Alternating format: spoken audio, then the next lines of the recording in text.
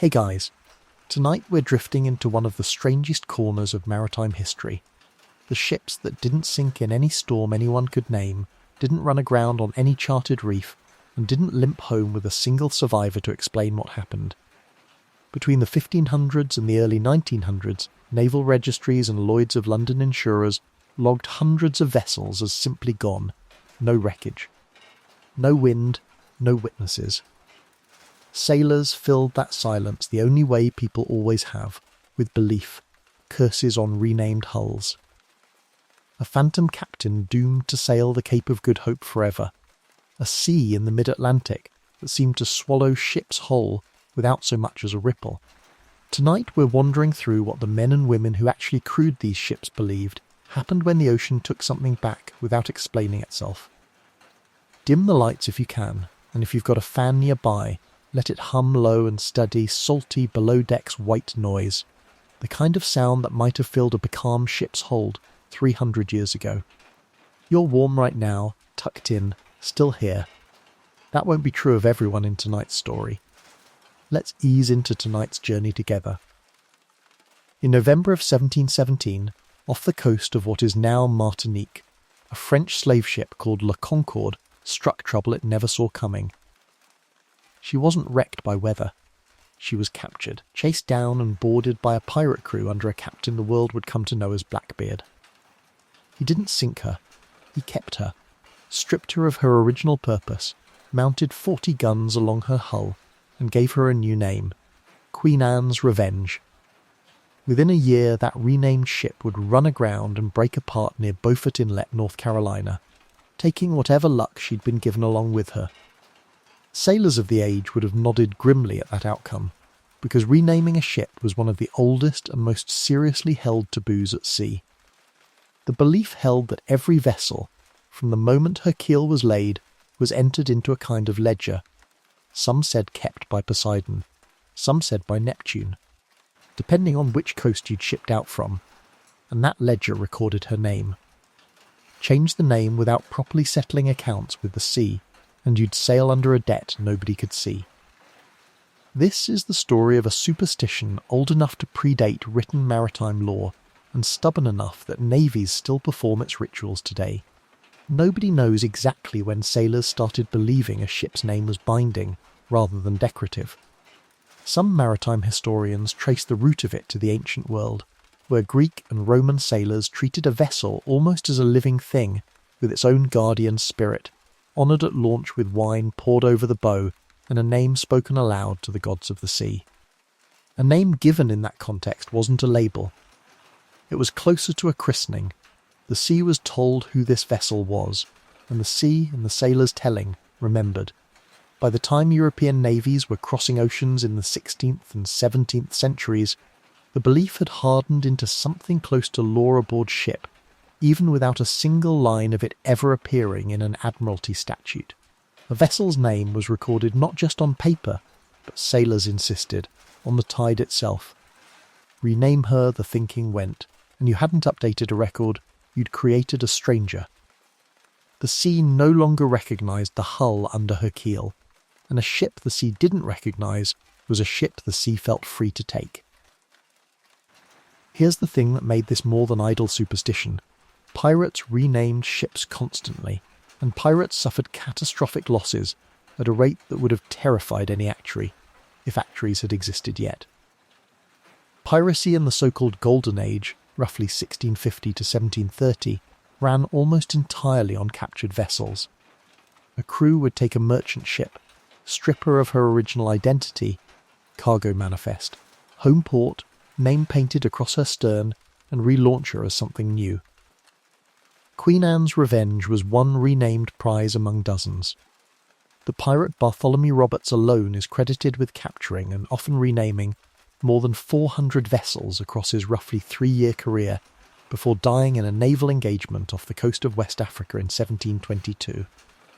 When a ship named for a queen who'd been dead 5 years ran aground within a year of her rechristening, and when Roberts himself went down still fighting aboard a ship called the Royal Fortune, sailors who'd never read a word of naval law still had their proof. The fix, sailors believed, wasn't to avoid renaming. Sometimes you had no choice, especially if you'd captured your vessel rather than built her, but to properly settle the debt with the sea before sailing under the new name. Accounts from later centuries describe an informal ceremony, the old name written down, sometimes on paper, sometimes scratched into a ship's bell, and formally surrendered to the water, often by burning the paper and scattering the ash over the side, or by simply speaking the old name aloud one final time as an offering before never uttering it again. A libation followed, rum or wine where it could be had, poured across the bow the same way a launch ceremony would christen a brand new hull. Only after that, the belief went, would the sea agree to open a fresh ledger entry. Naval tradition never fully let this go, and here's where the story gets a genuinely strange kind of staying power.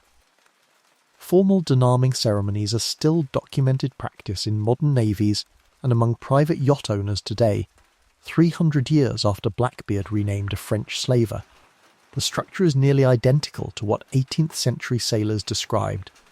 A written petition to Poseidon or Neptune requesting the old name be struck from the register, sometimes read aloud, sometimes burned, followed by champagne or wine poured to the 4 points of the compass before the new name is spoken for the first time. Whether the sailors performing it today believe a word of it is beside the point. Enough of them do it anyway that maritime supply companies still sell printed denarming certificates. A superstition doesn't need universal belief to survive, it just needs enough people unwilling to test it. What made this particular fear so gripping for pirates specifically was the math. A pirate crew rarely kept a ship more than a year or two before losing her. To storm, to naval action, to careening accidents, to simple attrition. And nearly every one of those ships had been renamed on capture. So when disaster struck a renamed vessel, and disaster struck renamed vessels constantly given how short pirate careers tended to run, the connection wrote itself into the collective memory of every crew that heard about it afterward. You didn't need statistics. You needed one story told at the right dockside tavern. The counter-evidence existed too, and sailors who wanted to believe otherwise could point to it. Woodes Rogers, the English privateer and eventual governor of the Bahamas, sailed a renamed vessel, the Duke, formerly under different ownership and purpose, around the world between 1708 and 1711 without catastrophe, returning home with captured Spanish treasure and, famously, the marooned sailor Alexander Selkirk, whose ordeal partly inspired Robinson Crusoe. Renaming clearly didn't guarantee doom. But superstition has never needed to be statistically airtight. It only needs to feel true in the moment a ship goes missing and someone starts asking why. There's a quieter, more human layer to this belief too, one easy to miss if you only look at it as sailors being irrationally afraid of paperwork. A ship's name, especially aboard a vessel where you might spend years of your life and where your survival depended entirely on wood, rope and the skill of the men around you, functioned as something closer to a promise. You learned her creaks. You learned which timbers groaned before a storm and which stayed silent. Renaming her wasn't administrative, it was asking her, in a sense, to become someone else while you were still standing on her deck. Sailors weren't only afraid of Poseidon's ledger, they were afraid, in a way they might not have had the language to articulate, of trusting their lives to something that had just been asked to forget who it was. By the time steam power began replacing sail through the middle of the 19th century, the renaming taboo hadn't vanished, it had simply migrated. Insurance underwriters at Lloyd's of London, a firm we'll return to later tonight, quietly noted in the 19th century that renamed vessels seemed statistically more likely to be involved in accidents, though the more sober explanation was almost certainly that ships get renamed most often after being sold second-hand, repaired following damage, or passed to less experienced owners. All conditions that raise real risk with nothing supernatural required. But sailors standing on a deck in 1850 weren't thinking about underwriting tables. They were thinking about Queen Anne's revenge, run aground and shattered within a year of her christening, and about every other renamed hull that never made it home to explain what had happened to her. So the ritual persisted, quietly, unofficially, carried from ship to ship the way most sailors' lore travelled, not written down in a manual, but passed mouth to mouth on watch, repeated at the exact moment it mattered most, the moment before a captured or second-hand ship's new name was painted across her stern, and her crew, whether they admitted it to each other or not. Hoped the sea was paying attention. Not every pirate captain took the risk of renaming at all, and that caution tells its own story. Samuel Bellamy captured the Wider Galley in early 1717, a well-built slave ship out of London, only recently launched. And by most surviving accounts he kept her original name rather than rechristen her. 7 months later, in April of 1717, the Wider wrecked in a nor'easter off Cape Cod, taking Bellamy and all but 2 of his roughly 146 crew down with her. Keeping the name hadn't saved her either. But notice what sailors did with that fact. Rather than concluding the whole superstition was hollow, many simply folded it into a darker corollary, that some ships were doomed from the keel up regardless of what you called them, and that a name, old or new, was never a guarantee, only a precaution. Belief has a way of surviving its own contradictions if the underlying fear is strong enough. There was also a quieter preference running alongside the renaming taboo, one that shaped which names captains chose in the first place. Female names dominated ship christenings across nearly every European maritime tradition, and sailors offered a tangle of explanations for it whenever asked. A ship was seen as a protector, something you entrusted your life to the way a child trusts a mother. Or, less charitably, sailors joked that a ship was expensive to maintain, unpredictable in her moods, and prone to keeling over when least expected, and left it at that. Ships named for virtues fared no better against the sea's indifference than ships named for saints or queens. The Titanic-era liner Republic, wrecked in 1909, the countless vessels called Fortune or Hope or Providence that never returned to port, all suggested that no name chosen fresh from the shipyard carried any real protection either. And yet the belief that a name mattered outlived every single counterexample. Because sailors weren't collecting data, they were managing fear, and a ritual, even one that clearly didn't work every time, gave them something to do with dread that would otherwise have nowhere to go. Here's what's easy to miss if you only look at the renaming curse as a curiosity. It was never really about the words painted on a stern. It was about control, or the illusion of it, aboard a vessel where almost nothing else was controllable. A sailor couldn't predict a storm 3 days out.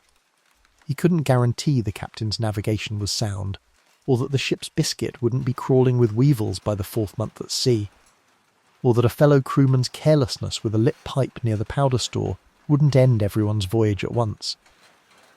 But he could make sure, if the ship under his feet had been captured and renamed, that somebody had poured the libation and burned the old name properly. It was a small ritual standing in for an ocean of things nobody could actually manage. And on a ship far from land, with no chaplain, no doctor most of the time, and no guarantee of ever seeing home again, a small ritual you could actually perform was sometimes the only comfort available. By the time you reached the accounts of vessels that vanished, without a storm to blame, the ones we'll spend the rest of tonight with, you'll notice how often the first question asked in port wasn't about the weather or the cargo manifest. It was about the name. Had she been renamed recently? Had the old owner's mark been properly scrubbed away? Had anyone remembered to settle accounts with the sea before she sailed under her new colours? It rarely changed the outcome, but it changed how the story got told afterward, and for sailors standing on a dock trying to make sense of a ship that simply never came home, how the story got told was sometimes the only thing left to hold on to. There's one more piece of the puzzle worth sitting with before we move on, and it concerns the ships that got renamed twice. A vessel captured by pirates, renamed to suit her new captain, and then recaptured by the navy or by a rival crew, might be renamed a second or even third time within a few short years. Each rechristening theoretically requiring its own ritual, its own libation, its own careful burning of the previous name. Sailors who had survived multiple ownership, changes aboard the same hull, sometimes swore that vessel was the unluckiest on the water, cursed not once but layered, debt stacked on debt with Poseidon's ledger, never quite settled clean. Whether any specific ship actually endured that many renamings and losses in exact sequence is hard to verify from the surviving record, since so much of what circulated dockside was rumour passed from crew to crew rather than logged fact. But the shape of the fear tells you everything about how sailors thought the ocean kept its books. Not with mercy. Not with malice, exactly, either. Just with an unforgiving kind of accounting, one that never forgot a debt, and rarely explained itself when it finally called one in. There was a practical side to the ritual too, one that had nothing to do with libations or burned paper. Sailors who'd sailed under a captured vessel's old name for even a few weeks often insisted the fresh paint covering her original stern lettering be applied at night, under moonlight rather than sun, on the theory that the sea was less likely to notice a name changing hands if the change happened while the water itself, calm and dark, seemed to be looking the other way. Whether any given crew actually followed that particular refinement is impossible to verify from the surviving record. This was the kind of small local variation that spread differently from ship to ship and port to port, never standardised, never written into any single rulebook. But the instinct behind it was consistent everywhere. A renaming wasn't a paperwork formality. It was a moment you tried, quietly and carefully, not to be caught in the middle of. A renamed ship that suffered even one run of bad fortune could acquire a reputation that outlived any single voyage, and that reputation had real economic consequences for her captain. Crews in port towns talked, constantly and specifically, about which vessels were considered sound and which were considered marked, and a captain saddled with a ship widely believed to be unlucky sometimes found himself forced to offer noticeably higher wages or a larger share of prospective plunder simply to fill out a crew willing to sign aboard her at all. This wasn't superstition operating in some abstract spiritual register alone. It was superstition functioning as a genuine labour market signal, shaping who would work a ship and at what price, in a period when a sailor's only real leverage over his own safety was choosing which captain and which hull to trust with his life. A captain smart enough to read that signal sometimes chose, after a particularly bad run, to sell a reputedly cursed vessel outright, rather than fight the market for crew a second time, letting the ship's ill fortune become someone else's problem, along with her ownership papers. The ledger, real or imagined, was only ever half the story. Long before a ship ever left port, her crew had already built an entire private religion around staying alive out there, and that's where we're headed next. The tar smells stronger than you expected. That's the first thing that hits you as you step onto the gangplank of a merchant sloop in the early 1700s, somewhere around a Caribbean port like Nassau or Port Royal. Hot pine tar, worked into every seam of the hull to keep the sea out, mixed with salt, damp hemp rope, and the particular sourness of a deck that's never fully dry. You've signed on for a voyage, maybe legitimate trade, maybe something closer to piracy depending on which captain you found willing to take you. Either way, before your boot ever touches the deck, someone grabs your arm. Right foot first, they tell you. Always the right foot, never the left. Stepping aboard left foot first was considered by sailors across multiple European maritime traditions to invite disaster before the anchor was even weighed, and nobody on this ship is willing to test whether the superstition is nonsense with their own life as the wager. You oblige. It costs you nothing, and refusing costs you the trust of every man watching.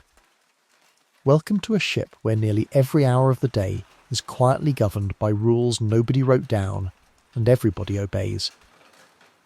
The quartermaster, a wiry, sun-cracked man the crew calls Left-Hand Tam, on account of losing 2 fingers off his right hand to a jammed block years back, touches the base of the mainmast every single time he passes it, palm flat, 3 seconds, like he's checking a pulse. You ask him why. He shrugs and says the mast holds the ship's temper, and an unhappy mast makes for an unhappy voyage. You'll learn over the coming weeks that this isn't eccentricity. It's standard practice, quietly repeated by nearly everyone aboard. By your first full day at sea, you understand the sharpest rule of all: no whistling on deck. Sailors across English, Dutch and Scandinavian maritime traditions alike believed whistling could summon wind, useful in a dead calm, catastrophic in anything else. since you had no way to control how much wind you'd called up once you started. The only exception, oddly specific and strictly enforced, was the cook, who was permitted to whistle in the galley, since a whistling cook was thought to prove he wasn't stealing food while no one was looking. You catch yourself humming a tune on your third day and get shushed so fast you nearly fall off the ratline you're climbing. 3 days out of port, the ship's boy, a barefoot 14-year-old named Robbie, drops a fish he's gutting when a gull lands hard on the rail and won't leave. Sailors up and down the Atlantic trade routes held that seabirds carried the souls of drowned mariners, and a bird that refused to be chased off was widely believed to be trying to tell you something. Robbie won't touch his knife again until the gull finally flies off on its own, 20 minutes later. Nobody mocks him for it. Half the crew is watching that bird just as closely as he is. Here's the thing about redheads at sea. An entire category of persons some captains genuinely wouldn't sign on to their crew at all. The superstition, documented in British and Irish maritime folklore going back centuries, held that a red-haired sailor brought bad luck to a voyage unless you spoke to him before he spoke to you, which supposedly reversed the curse entirely. On this ship, there's exactly one redhead aboard, a Welsh rigger named Who's, and you notice within your first hour that every single crewman makes a point of greeting him first, loudly, before he can get a word out. Who's has clearly had this happen on every ship he's ever sailed. He looks less insulted than resigned. By your second week, you've learned the rule about clergy. A priest or minister aboard was considered by many sailors, especially in Catholic seafaring communities but far from only there, to be inviting misfortune, on the logic that a man of God aboard a ship implied the ship might soon need him for a funeral rather than a blessing. This ship carries no chaplain, which several crewmen seem privately relieved about, though none of them will say so where the captain can hear it. Then there's the matter of the ship's cat, a scarred black Tom the crew calls Admiral, who sleeps wherever he pleases and is fed before half the crew gets their own ration some nights. Far from being unlucky, black cats aboard ship were widely considered protective in British maritime tradition, the exact inverse of the land-based superstition about black cats crossing your path. A ship's cat who left of his own accord before a voyage, refusing to reboard, was treated as a warning taken with genuine seriousness. Captains have recorded delaying departures over exactly this. Admiral shows no interest in leaving. You take that as a good sign, and so, you notice, does everyone else. By the time you're a month into the voyage, you've picked up the coin story, told to you below decks by left-hand Tam during a night watch. It traces back to old Roman naval custom. Placing a coin under a ship's mast at the moment it was stepped into the keel meant as payment for Charon, the ferryman of the dead, should the vessel's fate turn deadly. English and later American shipbuilders kept the practice alive for centuries, quietly slipping a coin beneath the mast step during construction, a habit some naval architects still observe today more as tradition than superstition. Tam swears this ship has one under her mainmast, though nobody currently aboard actually watched it go in, since the ship was built years before any of the current crew signed on. You find yourself, oddly, hoping he's right. 6 weeks out, you hit your first real test. The sky that morning carries a pale ring around the sun, what sailors called a sundog or halo, and to the old hands aboard, it read as an unmistakable warning of weather building somewhere over the horizon, days before any cloud confirms it. The captain, weighing that omen against nothing more scientific than decades of sailors making the same observation before him, orders the ship's course altered south, adding 2 full days to the voyage. Grumbling follows. 2 days is real money and lost time. But 3 days later, word reaches you second-hand, relayed by the crew of a passing sloop who'd ridden it out, that a storm tore through the exact stretch of water you'd have crossed, dismasting 1 merchant vessel and drowning at least 4 of her crew. Nobody grumbles about the detour again.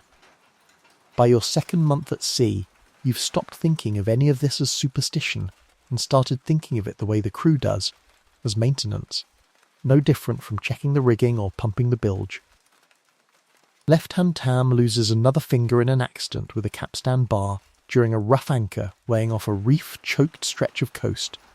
And under the ship's articles, the written contract every crewman, including you, signed before departure, he's owed compensation for the injury, a set sum agreed upon by vote before the voyage even began, paid out of the common plunder or profit regardless of what else happens.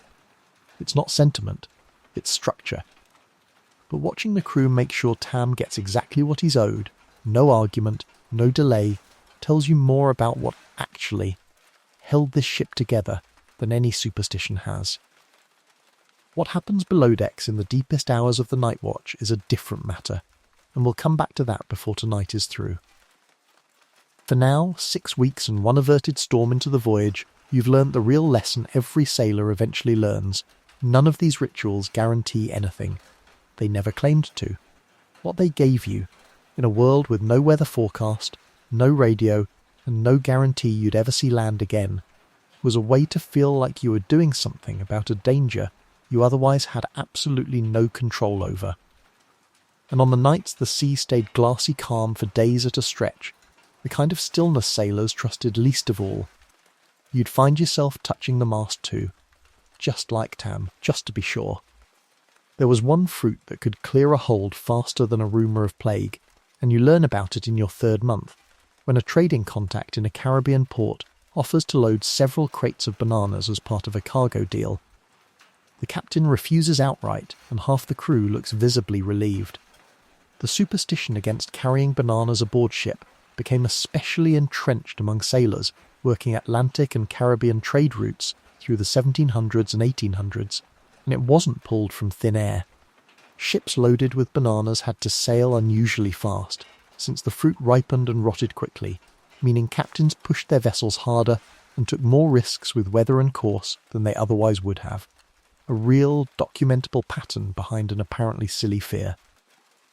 Bananas also off-gas ethylene as they ripen, which sailors noticed seemed to hasten the spoiling of other fruit stored nearby, and the crates themselves were notorious for concealing venomous spiders that could deliver a nasty bite to an unsuspecting hand reaching in for stores.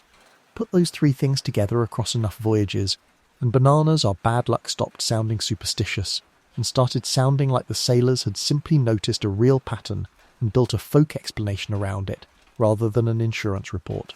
Then there's the matter of a Jonah, the sailor's term, drawn directly from the Old Testament figure thrown overboard to calm a storm his own presence was believed to have caused, for any crewman thought to be carrying bad luck onto a ship. By your 4th month, a run of minor misfortune hits.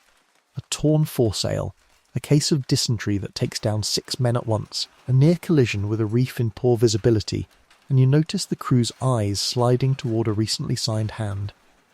A quiet man named Corliss, who joined the ship at her last port and hasn't said much since. Nobody accuses him outright.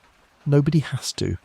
He simply finds himself excluded from the better watch assignments, spoken to less, given the smallest portions at mess without any official order to that effect.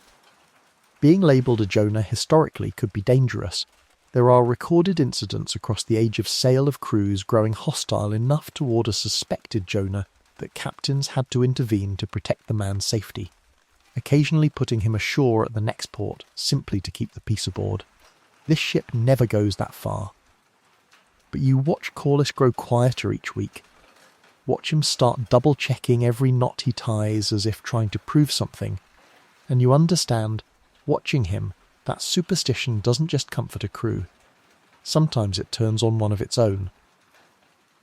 By the 5th month, deep into the voyage now, you've settled into the rhythm the sea actually runs on, rather than the one you expected when you first stepped aboard right foot first back in port. The rituals haven't stopped a single storm from forming somewhere over the horizon. They haven't kept the ship's stores from running low, or kept fever from moving through the crew in bad weeks, or done anything measurable at all if you tried to prove it on paper. But they've done something else, something you didn't expect to matter as much as it does. They've given a crew of strangers, most of whom signed on for a single voyage and will scatter to different ships the moment it ends, a shared language for fear.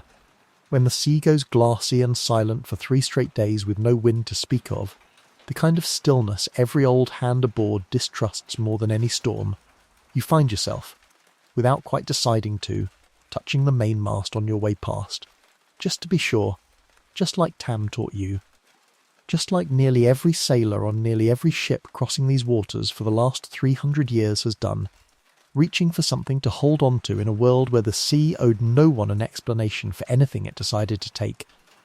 There's a calendar to all of this too, one you learn about from Left Hand Tam during a slow evening watch in your 6th week. Beyond the well-known caution against departing on a Friday, a superstition some later writers claimed traced to the day of the crucifixion in Christian tradition, though the earliest solid documentation of sailors actually refusing to sail on Fridays doesn't appear clearly in the written record until the 19th century, considerably later than the folklore itself likely originated. British and American sailors also passed down warnings against 2 much more specific dates. The first Monday in April was avoided by some crews on the belief that it marked the day Cain killed Abel, and the second Monday in August was avoided on the belief that it marked the destruction of Sodom and Gomorrah. Tam admits, with the honesty of a man who spent decades sorting real danger from inherited habit, that he has no idea who first attached those particular biblical events to those particular calendar dates, or whether the connection was ever more than a story someone told once that stuck. There's a story, often repeated in maritime folklore collections, though impossible to verify as genuine naval record, that the British Admiralty grew tired enough of sailors' refusal to ship out on unlucky dates that they deliberately commissioned a vessel named Humps Friday, crewed her with a captain literally surnamed Friday, and launched her on a Friday specifically to prove the superstition wrong, and that she was never seen again. It's a wonderfully tidy story, the kind that sounds almost too perfectly ironic to be anything but invented after the fact to make a point, and no contemporary Admiralty record confirming a ship by that name and crew has ever actually surfaced. True or not, it tells you plenty about how seriously sailors expected the calendar itself to matter, and how badly some rationalists wanted proof it didn't. By your final weeks aboard, you've absorbed one more rule so thoroughly ingrained in the crew that you nearly forget it counts as superstition at all, rather than simple manners. Nobody counts the crew aloud before departure. Standing on deck as the ship prepares to weigh anchor, the mate takes a visual muster silently, tallying heads without ever speaking a number where the sea might hear it. A practiced sailors across multiple traditions justified with the same uneasy logic that naming an exact number invited the sea to test whether that number could be reduced.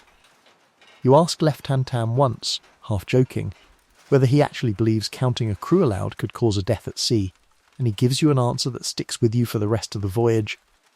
It isn't about belief. Exactly. It's about not being the one man aboard who decided this particular danger wasn't worth respecting, when everyone else around him clearly did. There's a final piece of maintenance the crew performs on your last night before making port. One Left Hand Tam insists on personally, even though nobody else seems to think it's strictly necessary anymore. A fresh coin, produced from his own pocket, tucked quietly beneath a loose deck plank near the mainmast base, replacing nothing broken, fixing nothing wrong, simply renewing an old debt he isn't willing to let lapse before the voyage officially ends. You ask him if he does this every single voyage. He says he does. You ask if it's ever mattered. He shrugs, the same shrug you got back on your first day aboard when you asked about the mast, and tells you he genuinely doesn't know, and that not knowing is exactly why he keeps doing it. Fear that could be managed with ritual was one thing.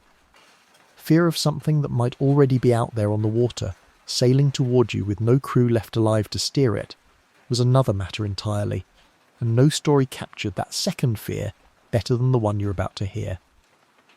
On the night of July 11th, 1881, off the southeastern coast of Africa, a 13-year-old midshipman aboard the training ship, Mbachonte, watched something the ship's log would later describe in careful, almost reluctant detail. A strange red glow moving across the water where no vessel should have been, visible to him and to a dozen other crewmen simultaneously, gone by the time a boat could be launched to investigate.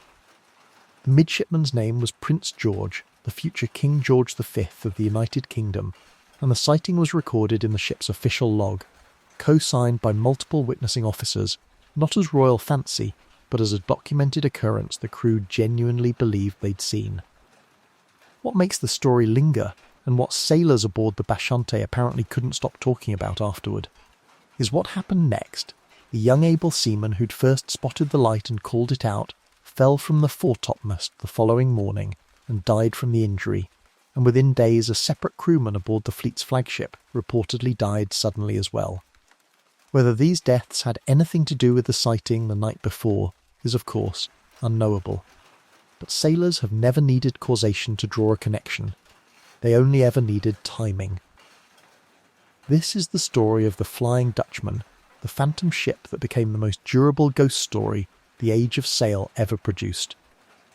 The legend's roots reach back further than that 1881 log entry, tangled up in the genuinely brutal reputation of the waters around the Cape of Good Hope at Africa's southern tip, where the warm Agulhas current collides with cold water pushing up from the south, producing some of the most treacherous, unpredictable seas on the planet. Waters capable of throwing up rogue waves tall enough to snap a modern container ship in half, long before anyone understood the oceanography behind it. Dutch East India Company vessels rounded this cape constantly through the 1600s and 1700s on the long haul to the spice trade of the East Indies, and enough of them simply failed to make the passage that sailors needed somewhere to put that dread. A ghost ship, doomed to sail those waters forever without rest, gave the fear a shape. The most commonly told version of the origin story, and it's worth saying plainly that this is legend rather than documented history, the way sailors themselves would eventually caveat it, involves a Dutch captain named Van der Decken, so determined to round the Cape against a violent headwind that he swore an oath he would make the passage if it took until Judgment Day. Blasphemy severe enough. In the telling, to draw a curse condemning him and his crew to attempt that same passage forever, never landing, never resting, crewed eternally by men who died before the ship could ever make port. No contemporary Dutch East India Company record actually names a Captain Van der Decken tied to this exact story, and the earliest surviving printed references to a phantom cape-rounding ship don't appear until the very end of the 18th century, meaning the legend as sailors told it was very likely decades, if not longer, in the retelling and embellishing before anyone wrote a version down. The first clear printed account comes from 1795, in a travel narrative by the English writer and sometime con artist George Barrington, describing sailors' talk of a phantom ship near the Cape, whose appearance was taken as a certain sign of disaster ahead. From there the story moved fast through popular culture in a way few pieces of pure sailors' folklore ever did. The poet Samuel Taylor Coleridge is thought by some literary historians to have drawn on Flying Dutchman lore for elements of his 1798 poem The Rime of the Ancient Mariner, though the connection is debated rather than certain. Captain Frederick Marryat, himself a former Royal Navy officer, published a novel called The Phantom Ship in 1839 that fixed the Van der Decken backstory in something close to its modern form for English-speaking audiences. Composer Richard Wagner turned it into the opera Der Fliegende Holländer in 1843, having reportedly weathered a genuinely rough Cape-adjacent crossing himself a few years earlier and drawn directly on the dread of that voyage for his libretto. By the middle of the 19th century, a piece of sailors' dockside talk had become one of the most recognisable ghost stories in the Western world, performed in opera houses that never saw a drop of seawater. But here's what mattered to the actual sailors crossing those waters, long before Wagner ever put pen to score, what the sighting was believed to mean.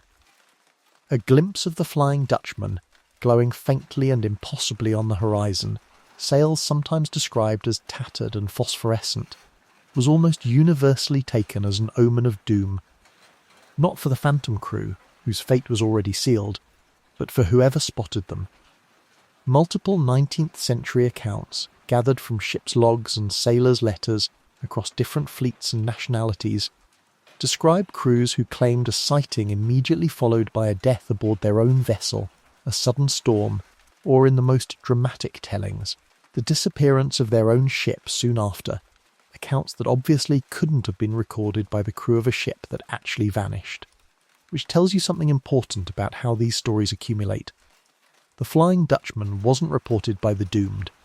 It was reported by the survivors who needed to explain, after the fact, why misfortune had found them. What's genuinely remarkable is how consistently the sighting kept getting reported across more than 2 centuries and multiple, entirely independent fleets, long after the story had become famous enough that any sailor on any ship would have known exactly what a Flying Dutchman sighting was supposed to look like before ever seeing anything unusual at all. Modern meteorologists and physicists have offered a genuinely elegant explanation for at least some of these sightings, a phenomenon called a fata morgana, a complex superior mirage caused by temperature inversions over cold water capable of stretching and lifting distant ships, sometimes ships that are, in reality, hundreds of miles away and well below the horizon, into eerie, glowing, distorted shapes that appear to hover just above the sea. The Cape of Good Hope's dramatic temperature contrasts between warm and cold currents make it an unusually good location for exactly this kind of atmospheric trick. Sailors who'd never heard the word mirage, watching a ship-shaped shimmer rise where no ship could possibly be, had exactly one framework available for what they were seeing, and they reached for it. The Bashanti sighting in 1881 deserves one more look, because it captures something the earlier, vaguer 18th century accounts don't: the sheer institutional weight sailors were willing to put behind a story like this. This wasn't a solitary lookout half convinced by exhaustion and moonlight. It was a formally logged Royal Navy entry, witnessed by multiple trained officers on a ship carrying 2 young princes through their naval education, taken seriously enough by the crew that the subsequent deaths were folded into the story almost immediately, rather than dismissed as coincidence. By 1881, the legend was already 100 years old in print, and probably far older in oral tradition, and it was still powerful enough that a ship's company of trained Royal Navy officers wrote down in an official log that they had seen it. What the Flying Dutchman ultimately gave sailors wasn't really an explanation for any single missing vessel. You'll notice the legend was almost never invoked to explain a specific named ship's disappearance, the way, say, a curse might be pinned on a specific renamed hull. It gave them something broader, a shared vocabulary for the particular horror of the Cape Passage itself, a way of saying, without needing to say it directly, that some stretches of ocean simply took ships, and that the dead sometimes seemed to linger there rather than sink quietly, and finally the way the living hoped their own deaths might. Every culture that has sent people out onto genuinely dangerous water has produced some version of this story, a ship, a crew, doomed to keep sailing rather than rest. The Dutch version simply happened to catch fire in print at exactly the right historical moment, carried by empire and trade routes to every navy that crossed those waters, until a story that started as dockside talk in the 1600s ended up witnessed, or believed to be witnessed, by a future king. There's a reason sailors kept the legend alive with such stubborn consistency, even as scientific explanations for mirages, ball lightning, and phosphorescent algae blooms slowly became available to anyone who wanted to look for them. The Flying Dutchman was never really a claim about optics. It was a claim about consequence, that the ocean remembered every ship it had ever swallowed, and that those ships hadn't simply dissolved into nothing the moment they went under. For a working sailor standing watch at 2 a.m. off a genuinely dangerous coastline, with nothing but black water on every side, and the memory of every story he'd ever heard about that particular stretch of sea. Believing the dead might still be out there, sailing rather than resting, was in its own strange way less frightening than believing they had simply vanished into total meaningless silence. A curse implied a reason. A haunting implied a kind of continuity. And continuity, even a grim one, was easier to carry through a long night watch than the alternative, that the sea took ships for no reason at all, and would offer no explanation, ever, to anyone.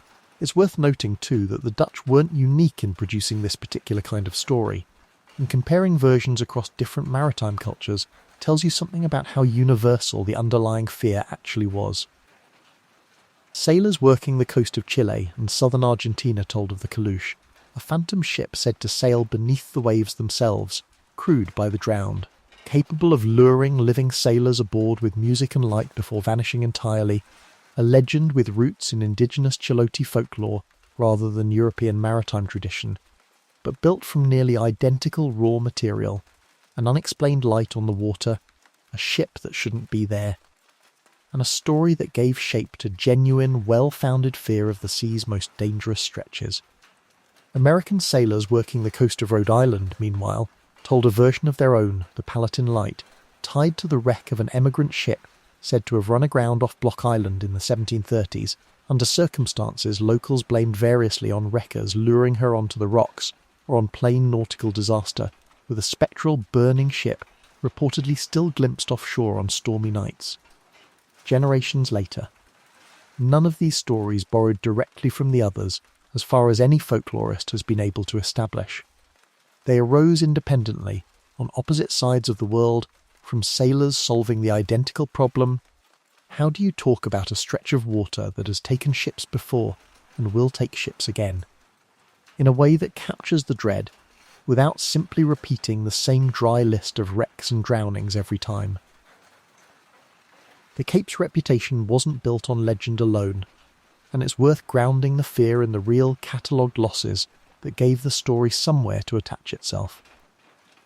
Dutch East India Company records, kept with the meticulous bookkeeping instinct of a trading firm that treated every ship as a financial asset first, document dozens of vessels lost attempting the Cape Passage across the 17th and 18th centuries, some to storms, some to reefs, and a meaningful number to circumstances that were never fully reconstructed at all.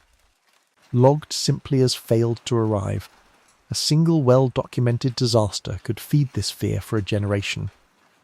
The wreck of the Vok ship Meermin in 1766 off the South African coast followed a slave uprising aboard rather than weather, but the broader pattern of Cape-bound company, ships simply not completing their voyages, for reasons ranging from mutiny to storm to causes nobody at the company's Amsterdam headquarters could ever confidently reconstruct, was well known enough among sailors that a phantom ship doomed to sail those waters forever needed no embellishment to feel plausible.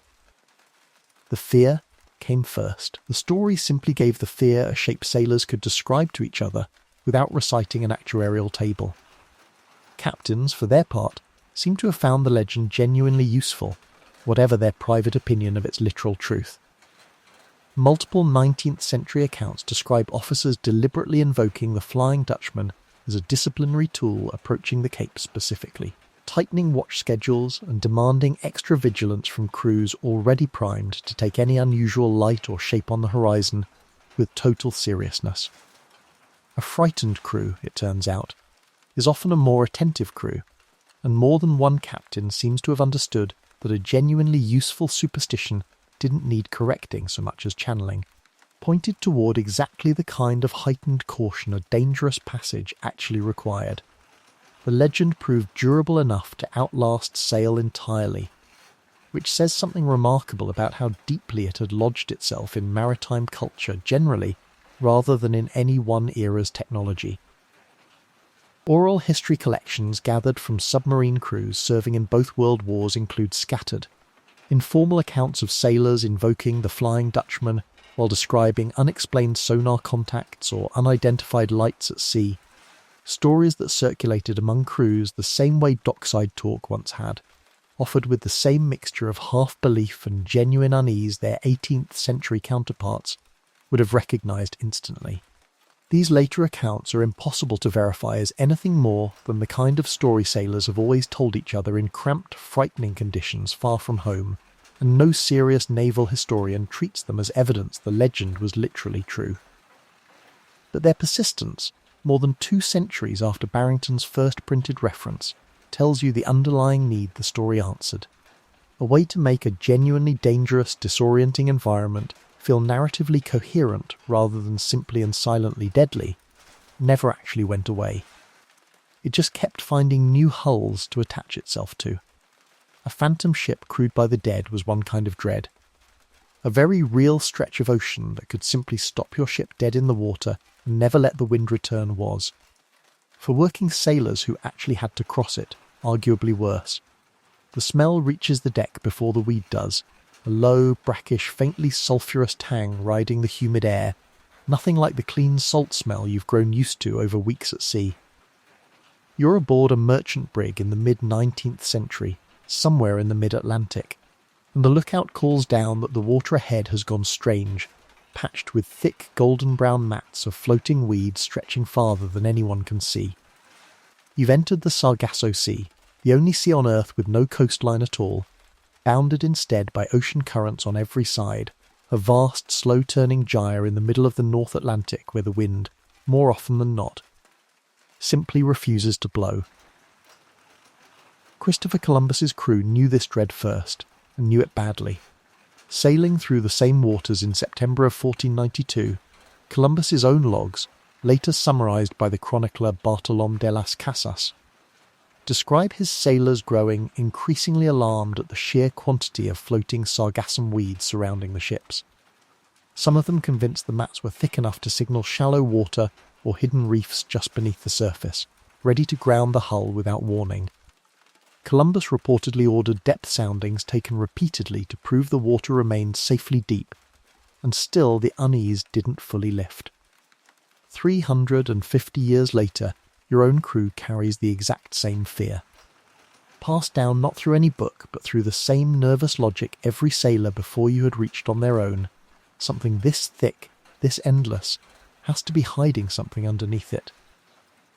By your second day drifting through the weed fields, the wind that had carried you steadily west for the entire crossing simply stops. Not gradually. Nearly all at once, the sails hang slack against the masts, and the ship sits motionless on water, so still it holds the sky's reflection like a mirror somebody forgot to break.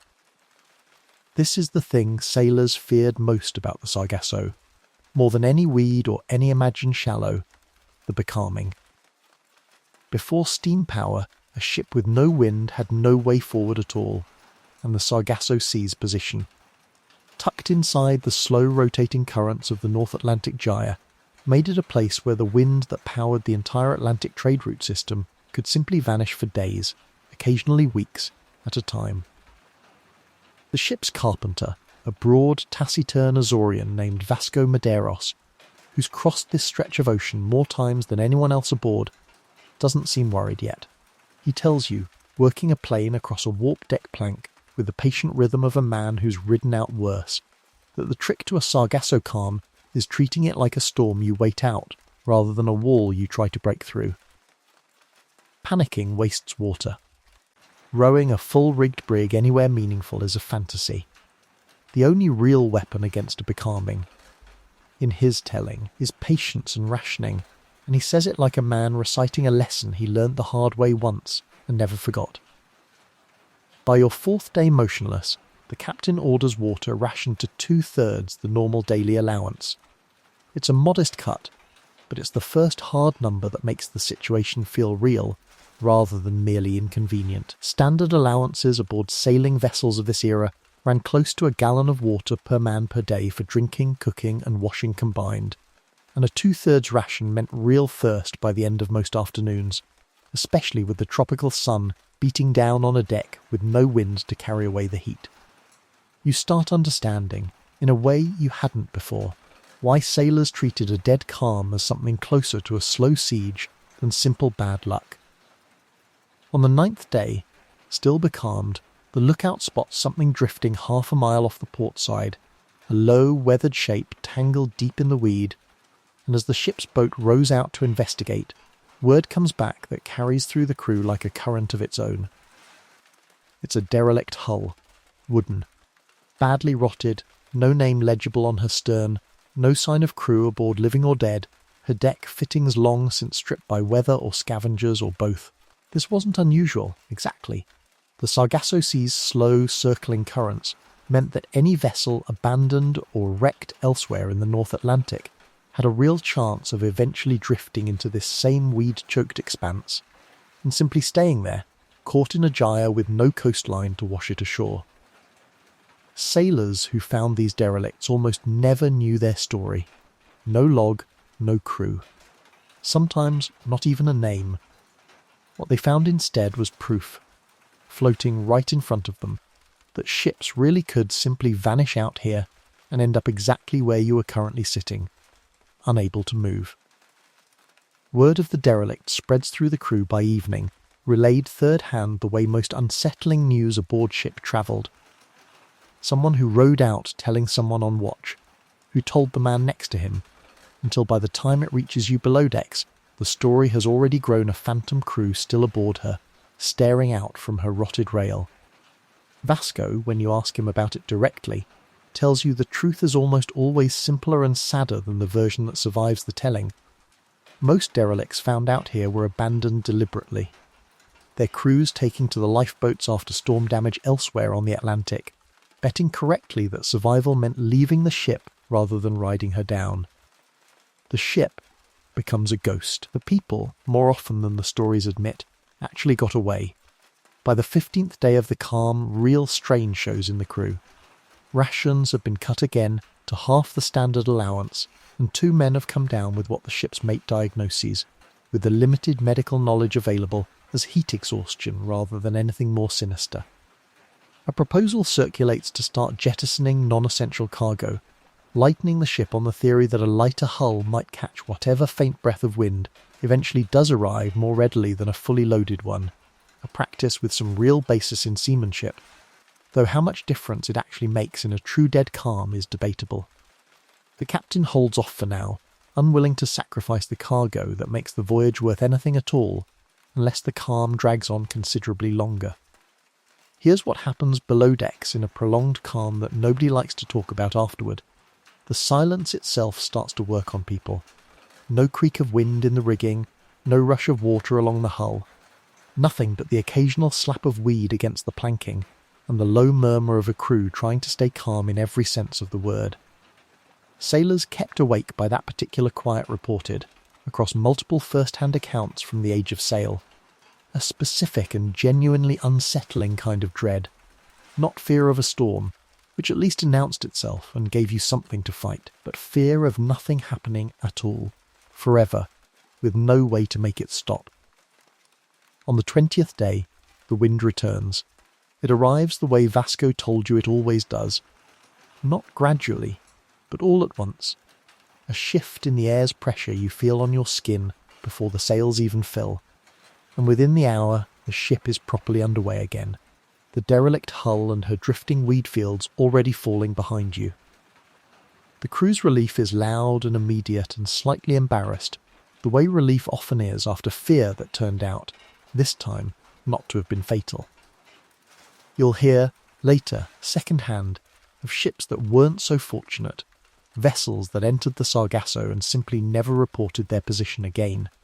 Their fate never confirmed one way or the other, feeding a much later and considerably more sensationalised legend that magazine writers in the early 20th century would dub the Sea of Lost Ships, a phrase no 18th or 19th century sailor actually used, but one that borrowed every ounce of its power from exactly what you just lived through. The calm itself was real, the dread was earned. Everything added on top of it afterward was simply the story doing what stories always do with an unexplained silence, filling it with something worse than the truth. Because the truth, a ship simply sitting still with no wind for 3 weeks, was somehow never quite frightening enough on its own. There's a broader phenomenon behind your own becalming worth understanding. Because the Sargasso Sea wasn't actually unique in being able to strand a ship, it was simply the most infamous example of a much larger pattern sailors called the doldrums, referring more generally to the belt of calm, unpredictable winds found near the intertropical convergence zone, where warm air rising near the equator creates long stretches of light or absent surface wind across multiple ocean basins, not just the Atlantic. What made the Sargasso specifically feel worse to sailors than an ordinary equatorial calm was the combination of factors stacking on top of each other at once. The becalming itself, the visually oppressive weed fields stretching to every horizon, and the sheer size of the gyre, roughly 2 million square miles by most modern estimates, large enough that a genuinely unlucky ship could drift for a considerable distance within it without ever fully escaping the weed or the stillness. Sailors crossing an ordinary doldrum belt elsewhere in the Atlantic or Pacific at least had open, empty water in every direction. A psychological relief the Sargasso simply didn't offer. Desperate crews facing an extended calm sometimes turned, ironically, to the very superstition that forbade whistling under ordinary sailing conditions. Whistling for wind, strictly forbidden aboard a ship already making good speed for fear of summoning a storm you couldn't control, was in some sailors' traditions considered acceptable. Even encouraged, during a true dead calm, the risk of an uncontrollable gale suddenly seeming a good deal more attractive than the certainty of continued stillness. You watch, on your 18th day becalmed, as two of the younger crewmen start up a low, tuneless whistle near the bow, half joking, half genuinely hoping, and nobody stops them this time. Nobody polices a rule that's actively working against your survival. Superstition, you're learning, was never really rigid law. It was closer to a toolkit, applied differently depending on which danger was actually in front of you. There was one real physical remedy sailors could actually attempt against a becalming, short of simply waiting it out, and Vasco demonstrates it for you on your 12th day, more to give the crew something active to do than out of genuine confidence it will work fast. The technique is called kedging, lowering a small ship's boat, carrying a light anchor out ahead of the vessel as far as the boat's crew can manage, dropping it, and then hauling the main ship forward along the anchor line using the capstan, gaining perhaps a few hundred yards of real progress for an hour or more of brutal, sweat-soaked labour. It's slow enough that nobody aboard mistakes it for an actual solution to a becalming that might stretch for weeks, and everyone knows it. But the crew works the capstan anyway, singing a low-work chant Vasco leads to keep the rhythm steady. And you notice something you hadn't expected. The labour itself, however marginal its actual effect on your position, does more for the crew's nerves in a single afternoon than 3 days of patient waiting had managed. Movement, even fractional, even nearly symbolic, was easier to endure than stillness.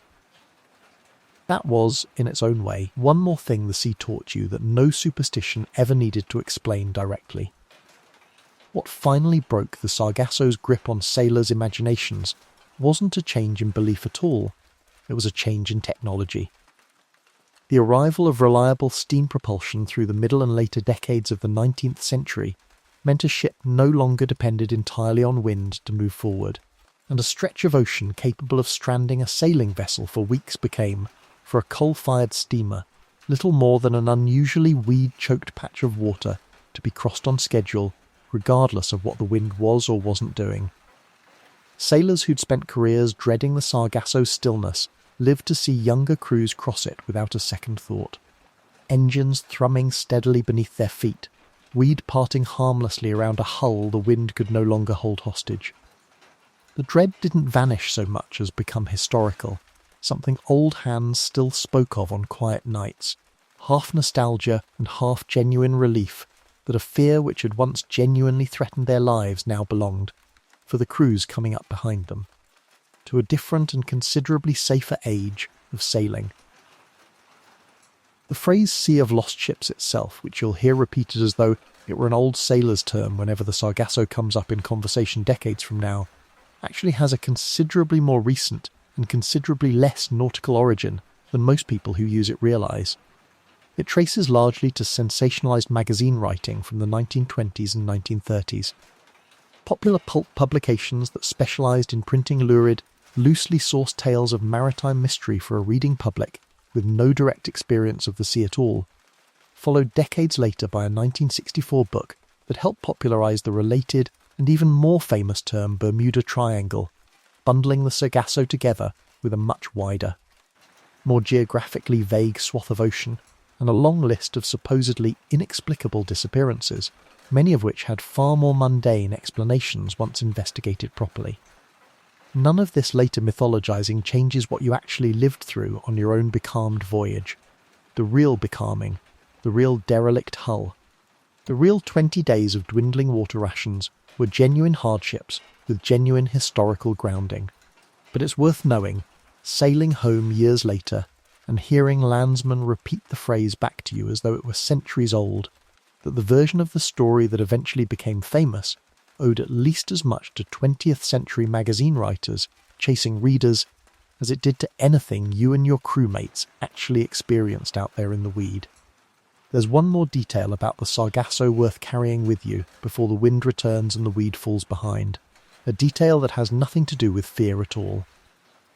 The Sargassum weed itself, the very substance sailors distrusted for centuries, turns out to host an entire floating ecosystem found nowhere else on the planet quite like it.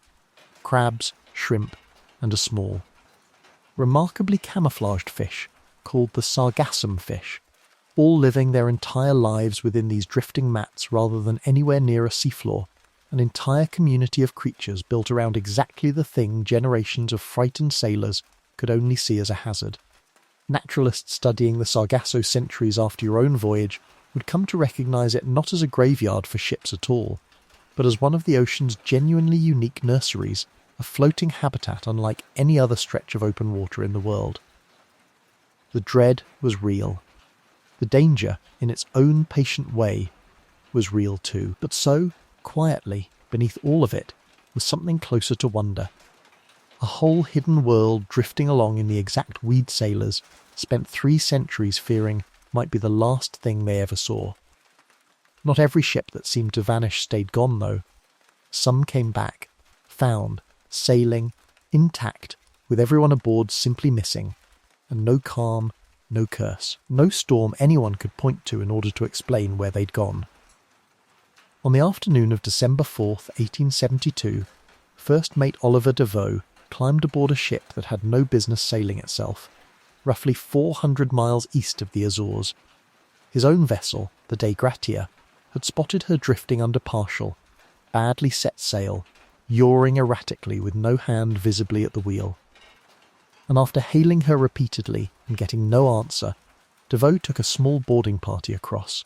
What he found, and later testified to under oath at a formal salvage hearing, was a ship in genuinely seaworthy condition, rigging in reasonable order, cargo intact, 6 months of food and water still stocked below decks, a sewing machine sitting undisturbed in the captain's cabin with a child's toy nearby, and not one single living soul aboard.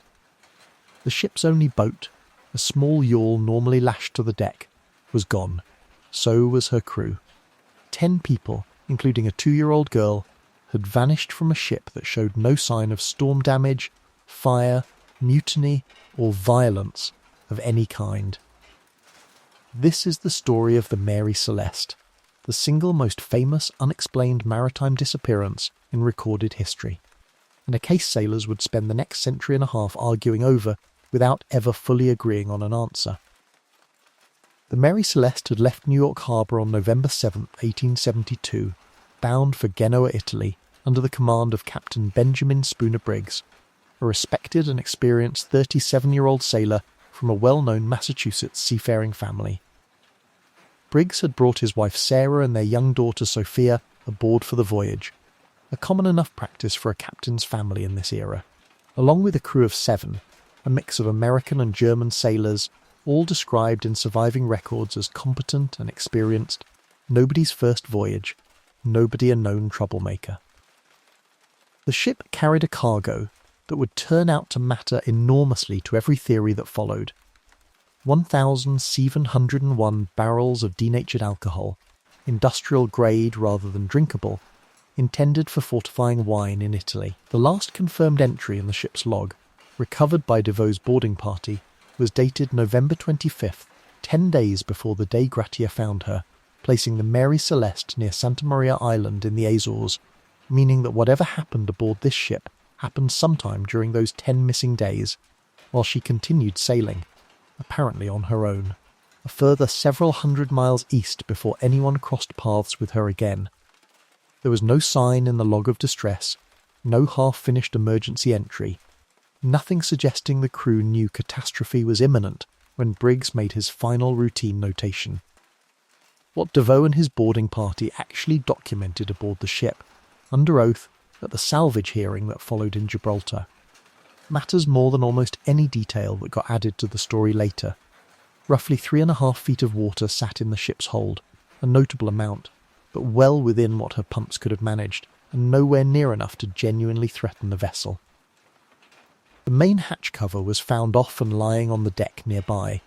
The ship's single lifeboat, a yawl, was missing along with the ship's papers, her chronometer, and her sextant navigational instruments a competent captain would only take with him if he intended to find his way somewhere specific, rather than simply flee in panic. Personal belongings, including Sarah Briggs's jewellery, remained untouched in the captain's cabin, a detail that would matter enormously to investigators trying to rule out piracy or robbery as a motive. The Gibraltar salvage hearing, presided over by the territory's Attorney General, a famously suspicious man named Frederick Solly Flood, became something close to a public spectacle in its own right. Solly Flood grew convinced, without ever producing hard evidence to support it. That foul play had occurred, floating a theory that Captain Morehouse of the Dei Gratia and Captain Briggs of the Mary Celeste, who had reportedly known each other socially in New York before their respective voyages, might have conspired in some way, or that the crew of the Mary Celeste had gotten into the alcohol cargo, mutinied in a drunken rage, and murdered the Briggs family before fleeing. Investigators found a sword aboard the ship with markings some initially took for bloodstains, a detail that would later balloon into full-blown legend, though the stains themselves were never conclusively identified as blood at the time, and most modern reconstructions of the case treat the sword as a minor, likely irrelevant detail rather than a smoking gun. No trace of violence was ever actually confirmed anywhere aboard the ship. The alcohol cargo tellingly had barely been touched. Of the 1,701 barrels, only 9 were later found empty when the cargo was finally unloaded in Genoa, and denatured industrial alcohol of this kind would have made for a genuinely unpleasant and dangerous drink even for a desperate crew, arguing hard against any drunken mutiny theory. Here's where the story gets its most persistent piece of fiction, and it's worth naming directly because it shaped public understanding of the Mary Celeste more than almost any actual fact from the case. In 1884, 12 years after the disappearance, a young unknown author named Arthur Conan Doyle, years before Sherlock Holmes made him famous, published a short story called J. Habakkuk Jeffson's statement, presenting a wildly fictionalized, invented account of what happened aboard a ship he called the Marie Celeste, complete with a fabricated survivor narrator, invented dialogue, and a sensational plot involving a formerly enslaved man's revenge. Many readers at the time, and for decades afterward, mistook Doyle's fiction for a factual retelling of the real case, and pieces of his invented details, including the misspelled ship's name that still trips people up today, worked their way permanently into the popular version of the story. Nearly every embellished detail people associate with the Mary Celeste, a half-eaten breakfast still warm on the table, tea still hot in the pot, traces back not to DeVoe's sworn testimony, but to a magazine writer looking to sell copies more than a decade after the fact. So what actually happened? The leading theory among modern researchers centres directly on that alcohol cargo. The 9 empty barrels later found at Genoa were, notably, constructed of red oak rather than the white oak used for the rest of the shipment, and red oak is considerably more porous, meaning those 9 barrels were far more likely to have leaked vapour into the hold during the voyage. In 2005, chemist Andrea Sella conducted an experiment recreating the conditions below decks, demonstrating that a build-up of alcohol vapour could ignite in a way that produced a visible pressure wave flash, enough to blow the main hatch cover off and terrify a crew into believing an explosion was imminent, without leaving any lasting scorch marks or fire damage behind, which would explain both the open hatch cover investigators found and the total absence of fire evidence aboard the otherwise intact ship. Under this theory, Briggs, a cautious and experienced captain, may have ordered everyone into the yawl as a precaution, intending to stay tethered to the Mary Celeste by rope until the danger passed and then reboard, only for the rope to break or be cut loose in rising wind and sea, leaving 10 people adrift in a small open boat, watching their own ship sail on without them, into the empty Atlantic. It's worth saying plainly, in the spirit of everything we've covered tonight, this remains a theory, a strong and physically plausible one, but not a confirmed fact, since no wreckage of the yawl and no trace of Briggs, his family or his crew, was ever found.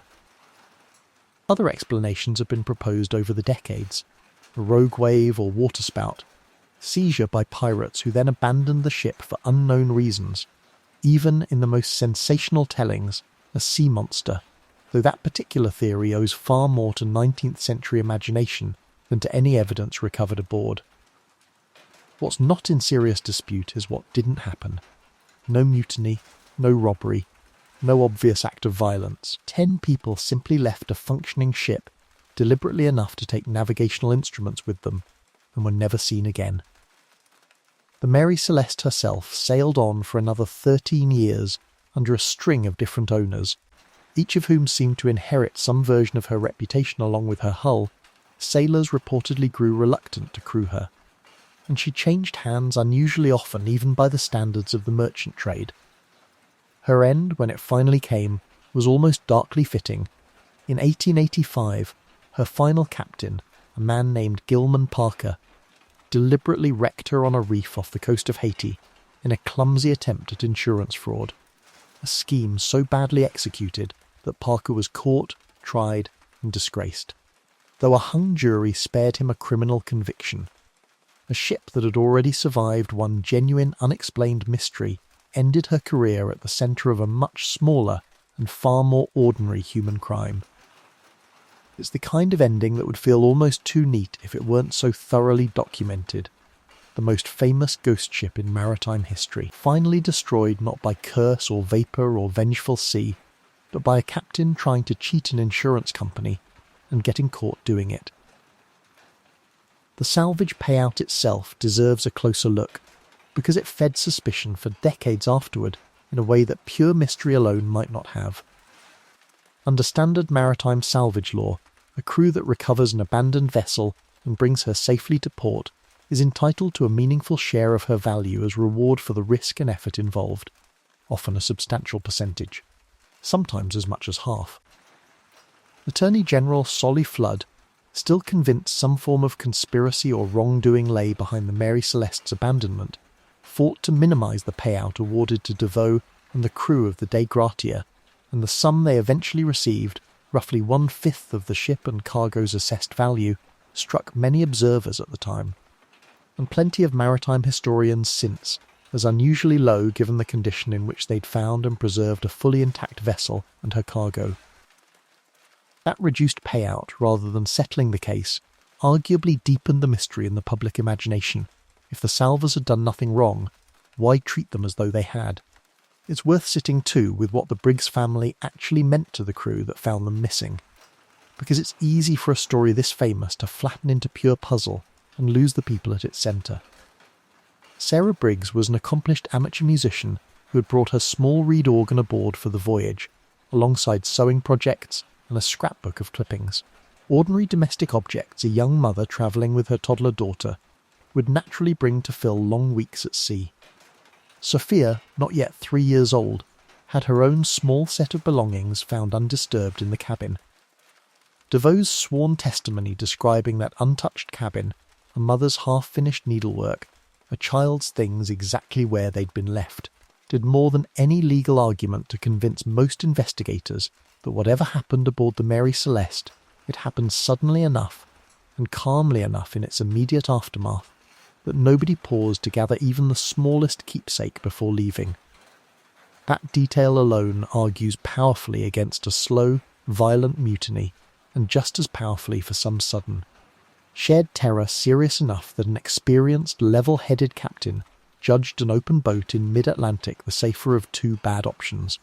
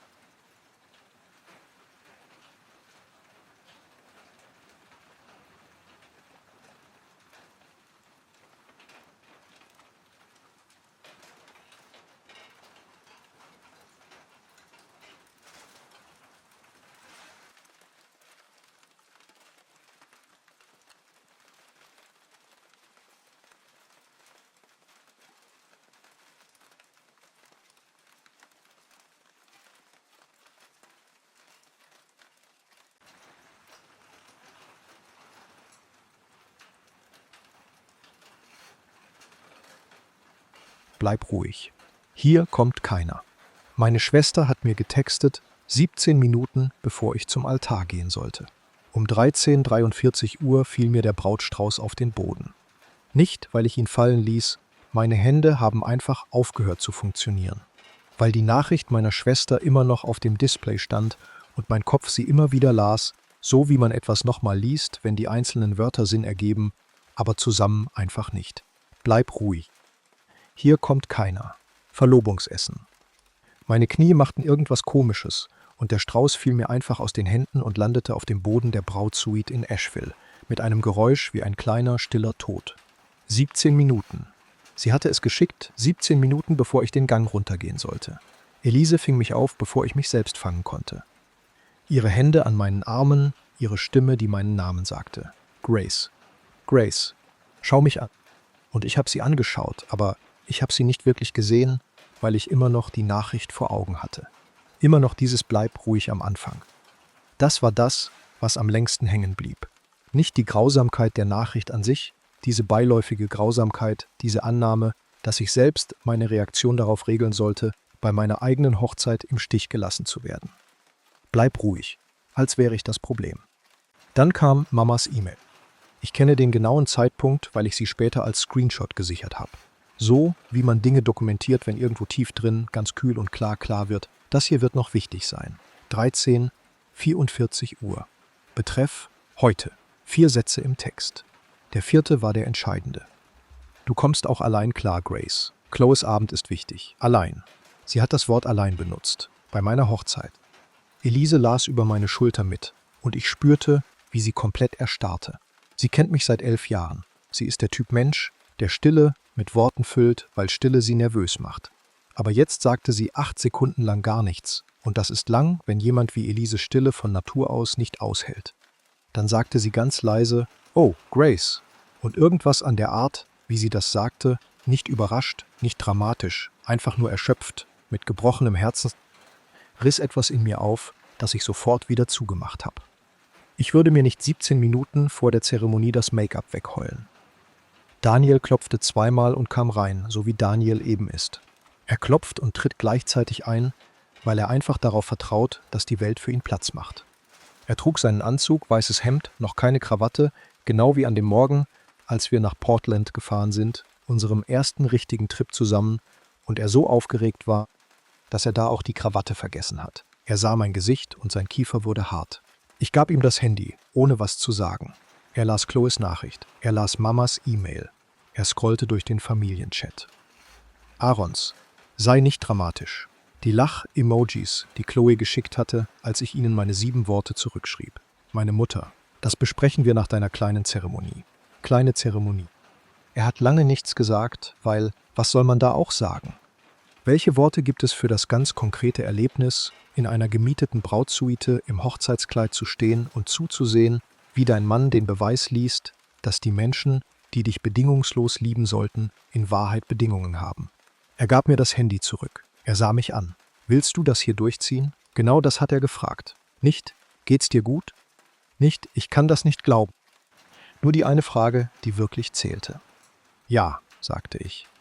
Er hob den Strauß vom Boden auf, gab ihn mir zurück, richtete den Träger meines Kleides, der etwas verrutscht war, und ging wieder raus. Elise nahm meinen Arm. Wir gingen zusammen den Gang runter, sie und ich, weil mein Vater 40 Minuten entfernt ein Champagnerglas hielt beim Verlobungsessen seiner anderen Tochter. Ich muss zurückgehen, weil diese Geschichte ohne den Hintergrund keinen Sinn ergibt. All die kleinen Entscheidungen über Jahre hinweg, die das Gerüst gebaut haben, das meine Familie am Ende über mir angezündet hat. Ich bin die Mittlere, nicht die Älteste. Das ist Aaron, 31, mit Mamas Talent, jeden Raum zu füllen, und Papas Talent, das Geld anderer Leute verschwinden zu lassen. Auch nicht die Jüngste. Das ist Chloe, 26, die schon auf die Welt kam und genau wusste, wie sie ihre Schönheit, ihr Lachen und ihre ganz eigene Frequenz von Verzweiflung einsetzt, damit alle um sie herum ihre Prioritäten neu ordnen. Ich bin die Mittlere, Grace, die Zuverlässige, die Stille, die ans Telefon ging, wenn Anrufe kamen. Und Anrufe kamen immer. Als Papas Truck neue Bremsen brauchte und er gerade zwischen 2 Jobs steckte, ein Zustand, der bei ihm ständig wiederkam, fast wie eine Adresse, an der er immer wieder vorbeikommt, habe ich ihm, 1.400 € überwiesen. Als Aaron aus seiner Wohnung in Denver rausgeworfen wurde, weil er seine Miete in ein Geschäft gesteckt hatte, das sich als Pyramidensystem für Nahrungsergänzungsmittel entpuppte, habe ich 6 Monate lang seine Miete übernommen. 1.000 € im Monat, während er sich neu sortierte. Als Chloes Brautparty, 2 Jahre bevor sie überhaupt einen festen Freund hat, 2.800 € mehr kostete als geplant, habe ich die Differenz übernommen. Weil Mama am Telefon geweint und gesagt hat, sie wüsste nicht, wie es so teuer werden konnte, was sogar stimmte. Sie wusste es nicht, weil sie sich die Rechnung nie angeschaut hatte, bevor sie den Ort gebucht hat. Als ich später alles zusammengerechnet habe, und ich habe es zusammengerechnet, weil ich Buchhalterin bin und Buchhalter rechnen Dinge zusammen, das ist ein Reflex, kam ich auf 34.200 € über 7 Jahre. 34.200 € ohne die Abos, den Handyvertrag, die Notfallkarte, die Autozahlung für Papas Versicherung mitzurechnen. Nur die direkten Überweisungen. Nur die Male, wo sie gefragt haben und ich Ja gesagt habe. Ich habe nie was zurückverlangt, bis heute. Und sie haben Nein gesagt, nicht nur Nein. Sie haben Nein gesagt und es auch noch online gestellt. Schon in der Brautsuite mit dem Strauß auf dem Boden wusste ich, irgendwas Grundlegendes hatte sich verschoben. Nicht bei ihnen, sie waren immer schon genau so. Verschoben hatte sich was in mir. 17 Jahre lang habe ich mir eingeredet, Familien sind kompliziert. Liebe ist nicht perfekt. Menschen geben ihr Bestes, wenn sie können. Mamas Bevorzugung war keine Bosheit, nur Schwäche. Chloes Anspruchsdenken kam von ihrer Erziehung, nicht davon, wer sie sein wollte. 17 Jahre diese Geschichte. Und sie ist gestorben in 2 Textnachrichten. Du kommst auch allein klar. Und weißt du, was das Schlimmste war? Sie hatte recht. Ich kam allein klar, ich ging den Gang runter und Daniels Gesicht am anderen Ende machte die leeren Stühle zu dem, was sie waren, Möbel. Einfach Gegenstände. Hatten nichts mit mir zu tun. Elise stand neben mir und hat die ganze Zeremonie durchgeweint, was mich bei den Gelübden zum Lachen brachte, auf eine Art, mit der Trauredner offensichtlich nicht gerechnet hatte. Daniel lachte auch. Seine Familie, seine Mutter Linda, sein Bruder Markus, seine Großmutter, die aus Tucson eingeflogen war und schon geweint hat, seit die Musik anfing, füllte ihre Seite der Kapelle bis zum Rand. Und fast hätte es keine Rolle gespielt, dass 3 ganze Reihen auf meiner Seite leer blieben. Fast. Aber das ist das Ding mit fast. Es bleibt lange nach dem Ereignis noch im Körper. Die Hochzeit war wunderschön. Unser erster Tanz war perfekt. Linda hat mich so lange umarmt, ich konnte ihren Herzschlag spüren. Ich war wirklich restlos glücklich, so wie man ist, wenn man eine richtige Entscheidung getroffen hat und der ganze Körper weiß es. Und unter all dem, tief unten in einem kalten Keller in meiner Brust, 3 leere Reihen. Um 23:47 Uhr, nach der Feier, habe ich mein Handy wieder angemacht. Ich saß auf der Bettkante im Hotel, noch im Kleid, weil Daniel im Bad war und ich eine Minute allein sein wollte mit dem, was auch immer da kam, bevor er es mitbekommen musste. 74 Benachrichtigungen. Keine einzige Entschuldigung. Chloe hatte das Verlobungsessen live gepostet. Eine Slideshow, so eine, die Instagram automatisch zusammenstellt, mit sanften Übergängen und ruhiger Musik. Mama in einem blauen Kleid, das ich kannte, dem Kleid, das sie für meine Hochzeit gekauft hatte. Papa mit dem Arm um irgendeinen Mann, vermutlich Preston, der Zahnarzt. Aaron, wie er einen Toast ausbringt, Champagner hoch, alle lachen. Die Bildunterschrift: Wenn die Familie für deine schönsten Momente da ist. 47 Likes und ein Dutzend Herz-Emojis in den ersten 2 Stunden. Sie hat es gepostet, während ich meine Gelübde gesprochen habe. Ich saß da und ließ das erstmal sacken. Dieses fast elegante Timing der Gemeinheit. Ob es Absicht war oder ob sie einfach nicht nachgedacht hat. Ich habe diese Frage schon oft gewälzt und habe immer noch keine klare Antwort. Was ich weiß, es ist passiert. Daniel kam aus dem Bad, sah mein Gesicht und war in 3 Schritten bei mir. Er nahm mir vorsichtig das Handy aus der Hand, so wie man jemandem etwas Scharfes abnimmt, das die Person vielleicht gar nicht als gefährlich erkennt. Er legte es mit dem Display nach unten auf den Nachttisch. »Nicht heute Abend«, sagte er. »Nicht heute Abend. Also habe ich's losgelassen. Für diese eine Nacht. Ich hab's losgelassen. Wir haben um Mitternacht Zimmerservice bestellt, auf dem Bett gegessen, noch in unseren Hochzeitsklamotten und über Portugal geredet, wo wir in 3 Wochen unsere Flitterwochen verbringen würden. Und ich habe mich für diese eine Nacht ganz in diesem Zimmer, bei diesem Mann, verloren. Am nächsten Morgen ging ich an die Arbeit. Ich bin, wie gesagt, Buchhalterin. Seit 6 Jahren Senior Financial Analystin bei Maritime. Ich verstehe Systeme. Ich verstehe, wie Geld durch Strukturen fließt und was passiert, wenn man ein tragendes Element entfernt. Ich bin beruflich die Person, die die Statik hinter den Dingen sieht, die versteht, was wie ein stabiles Gebäude aussieht, ist manchmal nur ein Haufen Abhängigkeiten, der bloß wegen eines einzigen, stillen, wichtigen Teils zusammenhält. Ich war dieses Teil. Ich habe mich selbst rausgezogen. Um 14 Uhr morgens, am Tag nach der Hochzeit, saß ich am Schreibtisch im Hotelzimmer. Daniel schlief noch und ich änderte jedes Passwort auf jedem gemeinsamen Konto. Der Familien-Spotify-Plan, Netflix, Hulu, Mama hat die täglich genutzt, fast wie ein Ritual, so wie andere Leute ihren Kaffee brauchen. Der Familien-Handyvertrag, bei dem ich seit 3 Jahren die Nummern meiner Eltern mitbezahlt habe, 340 € im Monat. Die Notfall-Visa-Karte, die Papa für den Fall der Fälle hatte, was, wie ich über die Jahre gelernt habe, meistens Fälle waren, über die er lieber nicht reden wollte. Das Konto für die Lebensmittellieferung, die automatische Zahlung für Papas Autoversicherung, die ich vor 18 Monaten eingerichtet hatte, nach der 3. Mahnung wegen Kündigung. Dann öffnete ich die Banking-App und kündigte Aarons wiederkehrende Miethilfe über PayPal. 100 €, weg.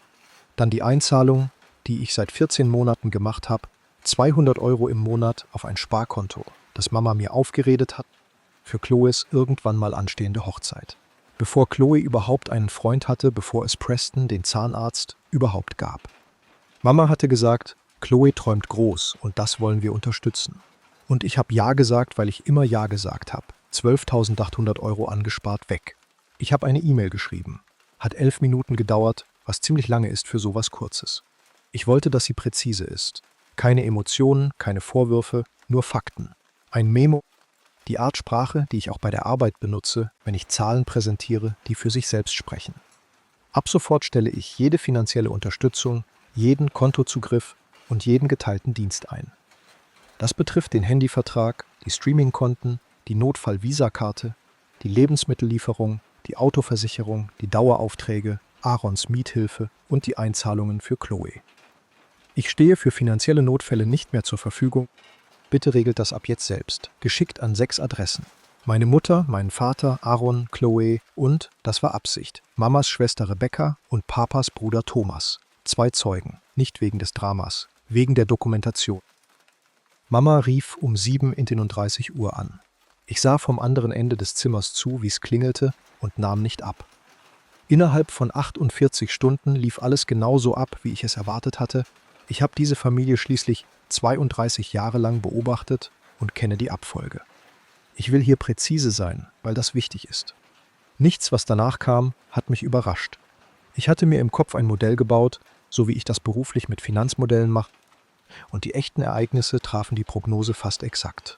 Zuerst kam Verachtung. Du gibst bis Freitag nach. Das war Aaron, 9:15 Uhr am Morgen nach meiner E-Mail. Selbstsicher, fast gelangweilt. Hör sofort auf mit dem Unsinn. Mama, 11:02 Uhr. Unsinn, als wäre ich ein Kind, das kein Gemüse essen will. Du bist einfach nur eifersüchtig, dass mein Essen besser war als deine traurige kleine Hochzeit. LOL. Chloe, 14:47 Uhr. Mit LOL dahinter, was ich fast bewundernswert konsequent fand. Ich habe alles gelesen, auf nichts geantwortet. 4 Tage später kamen die ersten Risse. Papas Autoversicherung lief an Tag 6 aus. Er war schon mal ohne Versicherung gefahren. Wir hatten darüber geredet, genau deshalb hatte ich den Dauerauftrag eingerichtet. Jetzt fuhr er wieder ohne Versicherung. Und offenbar hatte ihm jemand erklärt, was das für seinen Führerschein bedeuten könnte. Er hat mir eine Sprachnachricht hinterlassen. Seine Stimme hatte diesen typischen angespannten Ton, den er immer hat, wenn er vernünftig klingen will, aber gerade was Unvernünftiges will. Aarons Vermieter, ein Mann namens Gerald, der offenbar viel länger geduldig war mit Aarons unregelmäßigem Zahlverhalten, als klug gewesen wäre, schickte eine offizielle Mahnung. Aaron leitete sie mir weiter, ohne ein Wort dazu, einfach nur das Dokument, als wäre ich seine Buchhalterin. Mamas Karte für die Lebensmittel wurde an der Kasse abgegeben. Ich weiß das, weil Chloe kurz und wütend eine Story dazu gepostet hat, die sie nach 20 Minuten wieder gelöscht hat. Aber nicht bevor Elise, die deren Konten mit der Aufmerksamkeit einer Frau beobachtete, die mich liebt und die hasst, einen Screenshot gemacht hat. Chloes Anzahlung für den Veranstaltungsort, die sie offenbar für eine Frühlingshochzeit gemacht hatte, noch bevor sie überhaupt die Verlobung verkündet hat, was einiges über sie aussagt, platzte. Der Ort schickte eine Stornierung. Chloe rief mich an einem Donnerstagnachmittag 11 Mal in 40 Minuten an. Ich weiß das, weil mein Handy es protokolliert hat. Ich saß in einem Kundentermin und spürte es in meiner Tasche vibrieren, wie was Lebendiges. Ich habe kein einziges Mal danach gegriffen. Dann, einen Monat nach meiner Hochzeit, wachte ich um 6:22 Uhr auf mit 102 verpassten Anrufen. 102. Ich lag im Bett und starrte lange auf die Zahl. Anrufe von Mama, Papa, Aaron, Chloe und 3 Nummern, die ich nicht kannte. Ich schaute auf die Zahl und fühlte etwas, das ich nicht erwartet hatte. Keine Genugtuung, keine Rechtfertigung, nur eine tiefe, erschöpfte Traurigkeit. Die Traurigkeit, wenn etwas endlich einstürzt, das man jahrelang hat wackeln sehen. Daniel war schon wach und beobachtete mich von seiner Seite des Betts. »Es geht los«, sagte ich. »Was brauchst du?« fragte er. »Kaffee«, sagte ich, »und meinen Laptop.« Um 6:41 Uhr saß ich am Küchentisch, mit Kaffee, Laptop und dem ganzen Ordner, den ich seit 4 Wochen aufgebaut hatte. Jeder Screenshot, jeder Zeitstempel, jede Nachricht, jede E-Mail, die Fotos vom Verlobungsessen, gepostet während meiner Zeremonie, die Lach-Emojis, Aarons sei nicht dramatisch, Mamas kleine Zeremonie. Ich habe alles sortiert, wie ich Finanzunterlagen sortiere, chronologisch, beschriftet, mit Quelle. Dann öffnete ich meine Kontakte und fand Rebecca.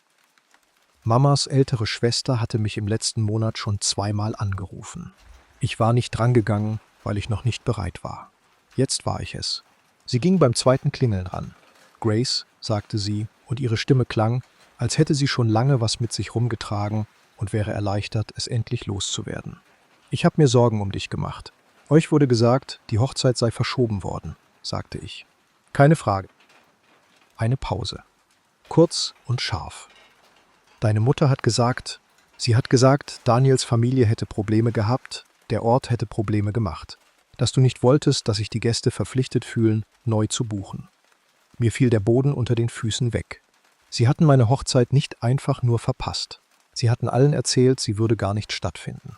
Offenbar hatten sie jeden auf meiner Seite der Gästeliste kontaktiert, Mamas Geschwister, Papas Geschwister, meine Cousins und Cousinen, 2 Freundinnen meiner Großmutter, die zugesagt hatten, und ihnen gesagt, die Hochzeit sei verschoben. Nicht abgesagt. Verschoben. Irgendeine Geschichte über Probleme mit dem Ort, mit Daniels Familie, Last-Minute-Chaos. Sauber genug, um die Abwesenheit zu erklären, kompliziert genug, dass niemand nachfragen wollte. Sie hatten meine Hochzeit ausgelöscht, damit niemand nachsehen würde. Damit ich in dieser Kapelle stehen und glauben würde, meine ganze Familie hätte sich einfach entschieden, nicht zu kommen. Ohne zu wissen, dass der Rest der Familie, der gekommen wäre, gesagt bekommen hatte, es gäbe nichts, zu dem man kommen könnte. Ich saß lange mit diesem Gedanken da. Mein Kaffee wurde kalt. Das Morgenlicht fiel ganz gewöhnlich und sanft durchs Küchenfenster, und ich saß mittendrin und versuchte zu begreifen, was es bedeutet, wenn Menschen, die dich lieben, irgendwann entscheiden, dass die Liebe zu dir zu teuer geworden ist. Und anstatt das offen zu sagen, ordnen sie einfach still und methodisch die Realität um, damit die Konsequenzen bei dir landen und nicht bei ihnen. Rebecca redete noch. Ich riss mich zusammen. »Wann hat sie euch das erzählt?« fragte ich. »Ungefähr 10 Tage vor dem Termin hat deine Mutter angerufen. Sie sagte, du wärst todunglücklich über die Verschiebung, aber du würdest gut damit klarkommen. Gut damit klarkommen.« Ich musste an Martin Vale denken, der mir in einer ganz anderen Geschichte, einem ganz anderen Leben, mal gesagt hatte, ich würde gut damit klarkommen. Und ich musste fast lachen. Da war es wieder. Du kommst überraschend gut damit klar. Der Satz, den Leute sagen, wenn sie dir was angetan haben und sich für deine Fassung noch loben lassen wollen. »Rebecca«, sagte ich will dir ein paar Sachen schicken. In Asheville gibt es eine Therapeutin, Dr. Christine Patel, zu der ich 6 Wochen nach der Hochzeit angefangen habe zu gehen. Sie hat 19 Jahre klinische Erfahrung mit Familiensystem und Trauma, das weiß ich, weil ich vor der Buchung nachgefragt habe. Ich bin Buchhalterin. Ich prüfe alles gründlich. Sie hat diese Ruhe an sich, die mich in den ersten 2 Sitzungen fast wahnsinnig gemacht hat und die mir ab der 3. Sitzung unverzichtbar wurde. In der 4. Sitzung habe ich ihr von der Lüge erzählt, von der ausgelöschten Hochzeit, von der umgeschriebenen Realität. Sie schwieg einen Moment. Dann sagte sie, »Grace, ich möchte, dass du dir das gut anhörst, weil ich glaube, Du suchst immer noch nach Erklärungen dafür. Ich sagte ihr, ich würde zuhören. Was deine Familie getan hat, deine Gäste ohne dein Wissen abzusagen, eine falsche Geschichte zu erfinden, dafür zu sorgen, dass du glaubst, du wärst im Stich gelassen worden, das ist keine Familiendysfunktion. Das ist nicht einfach komplizierte Familiendynamik. Das war Absicht. Das braucht Planung, mehrere Telefonate, eine abgestimmte Geschichte. Sie machte eine Pause. Jemand hat sich bewusst dafür entschieden und andere haben mitgemacht. Ich hatte das gewusst. So, wie man Dinge weiß, die man sich selbst noch nicht laut sagen will. Die finanzielle Unterstützung, die du geleistet hast, fuhr sie fort. Die Rolle als Geldautomat, wie wir schon besprochen haben. Ich weiß, sagte ich. Als du aufgehört hast, der Geldautomat zu sein, sagte sie, bist du gleichzeitig zu einem Problem geworden, das man verwalten musste. Verwalten.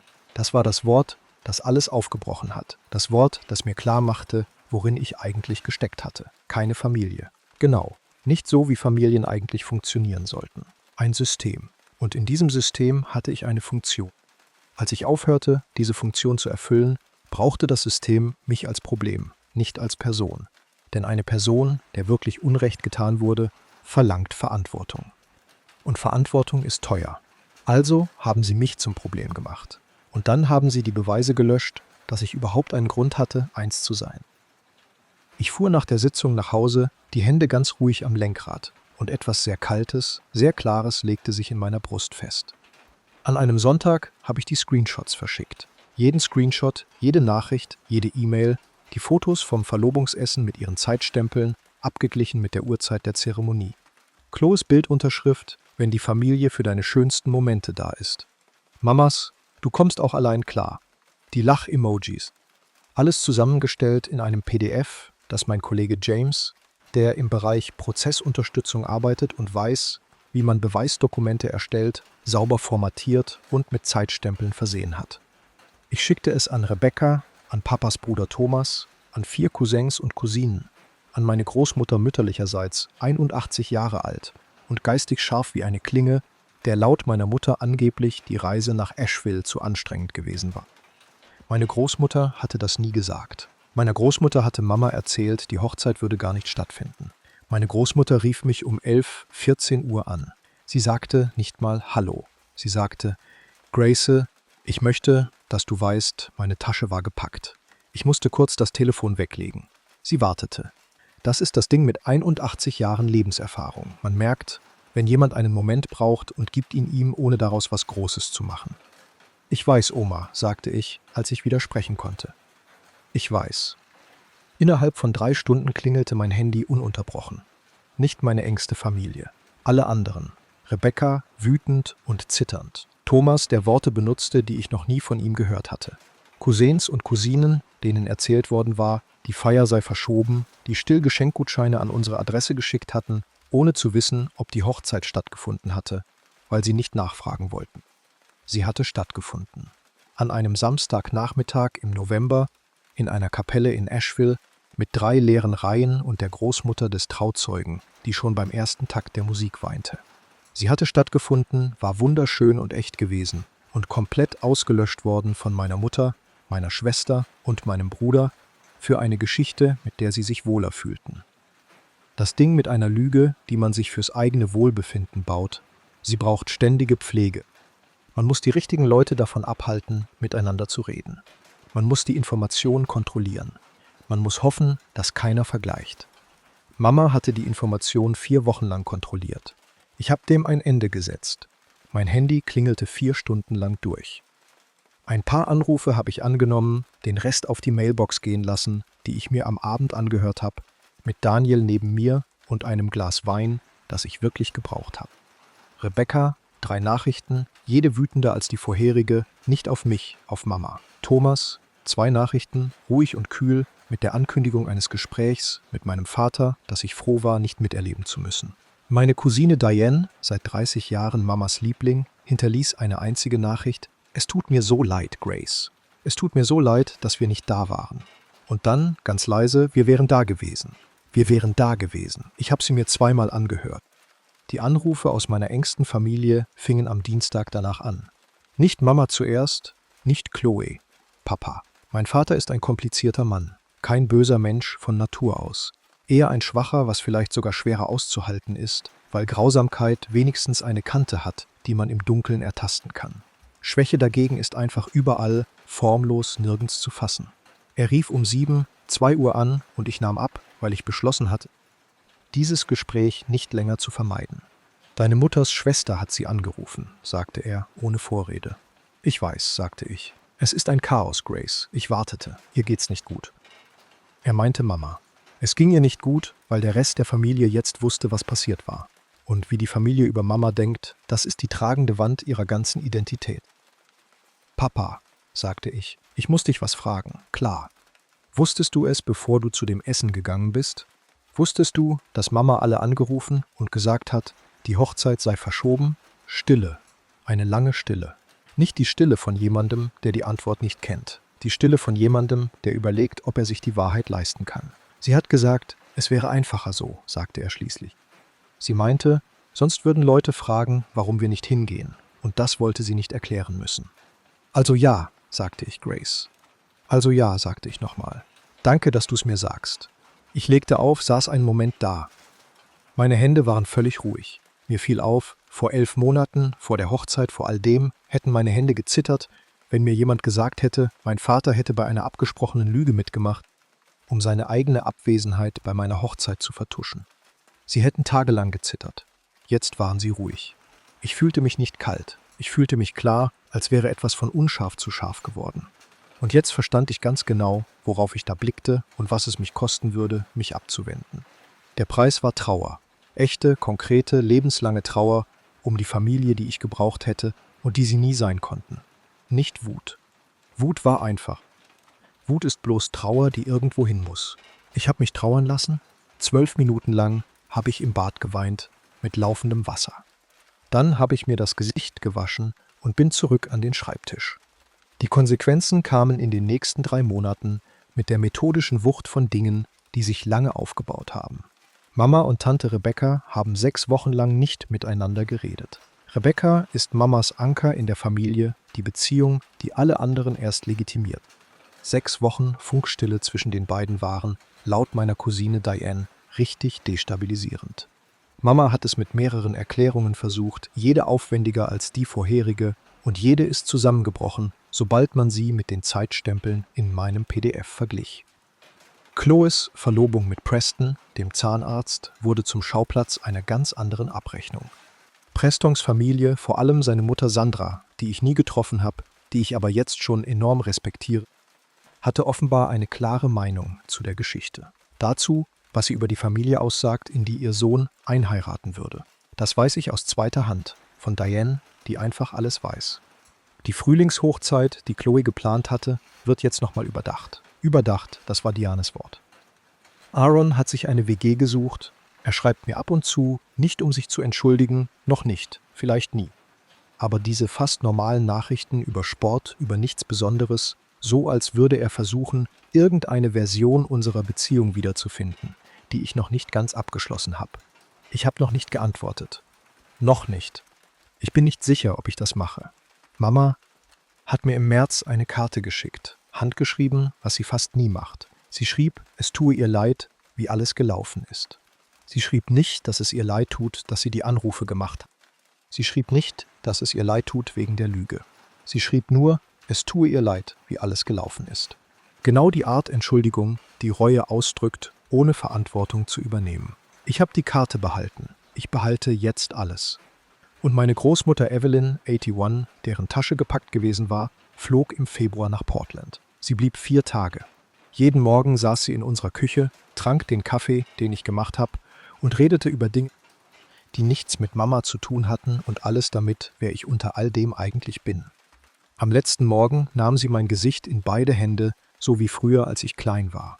»Du bist immer die, mit der alles gut wird«, sagte sie. Fast hätte ich ihr widersprochen. Fast hätte ich gesagt, genau das ist das Problem, Oma. Genau das.